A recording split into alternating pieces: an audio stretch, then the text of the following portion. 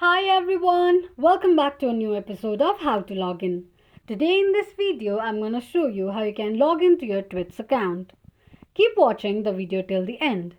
To log into your Twitch account, firstly open your Google search. Type in Twitch login and make a search.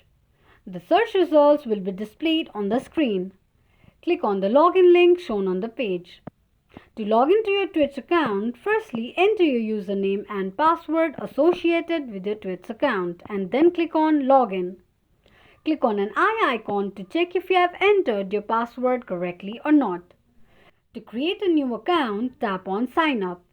In case if you don't remember your password, tap on Trouble Logging In. This is how you can log into your Twitch account quickly and easily just in few steps.